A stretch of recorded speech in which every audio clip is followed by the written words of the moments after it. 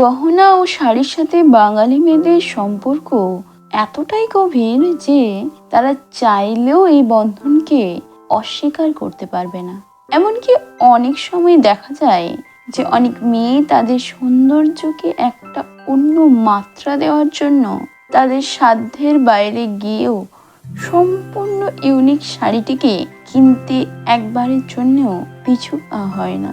কিন্তু আপনারা জানেন কি, মানুষের জীবনে যেমন নানা উত্থান পতনের গল্প আছে, তেমনি শাড়িও সময়ের উত্থান এবং পতনের কাহিনীকে বহন করে নিয়ে চলে। আজ আমি বিষ্ণুপুরের সেই জনপ্রিয় শাড়িটির কথা বলবো, যার দাম 5,000 টাকা থেকে শুরু হলেও 30,000 বা তারও বেশি ওপরে অনেক সময় উঠে যায় এর দাম। অবশ্য এই শাড়ির মৌলিকত্বের উপরেই এবং কারুকার্যের জন্যই এর মূল্য নির্ধারিত হয়।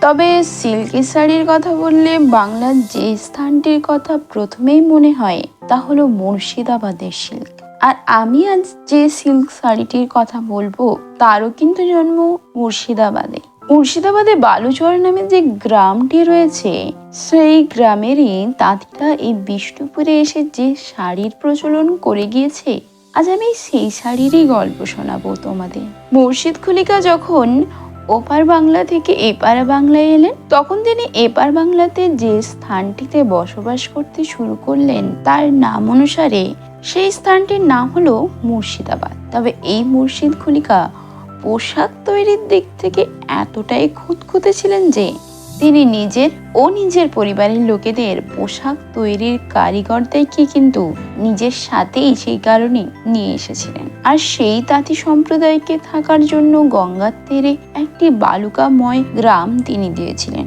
অবশ্য অনেকে মনে করেন যে এই জায়গাটির নাম জিয়াগঞ্জ।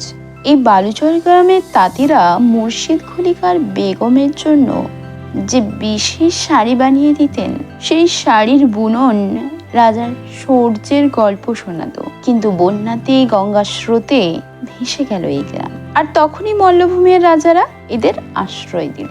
তবে এই নতুন নিবাস বিষ্ণুপুরের মন্দিরের কারুকার্য তাদের এতটাই ভালো লেগেছিল যে শাড়ির নকশায় তারা সেটিকেই ফুটিয়ে তুলল। এরপর থেকে রামায়ণ মহাভারতের কাহিনী এই শাড়ির শোভা বর্ধন করতে শুরু করল, আর ধীরে ধীরে এই শাড়ি বেশ জনপ্রিয়তা অর্জন করলো। তবে এই শাড়ির পথ চলতে দ্বিতীয় বাধা উপস্থিত হলো ব্রিটিশ আমলে। তখন সেই বিপদ কাটিয়ে ঠাকুর বাড়ির উত্তরসূরি শুভগেন্দ্রনাথ ঠাকুরের হাত ধরে এই শাড়ির নতুন পথে পা বাড়ালো।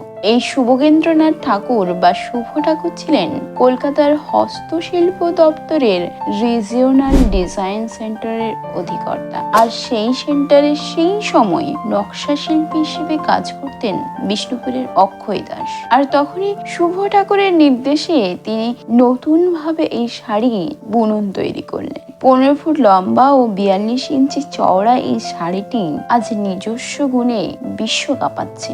তো বন্ধুরা, এতক্ষণ যে শাড়িটির ইতিহাস আপনাদের শোনালাম, সেই শাড়িটি কি আপনারা সত্যি চিনতে পারছেন? তাহলে কমেন্ট বক্সে সেই শাড়িটির নাম লিখতে ভুলবেন না কিন্তু।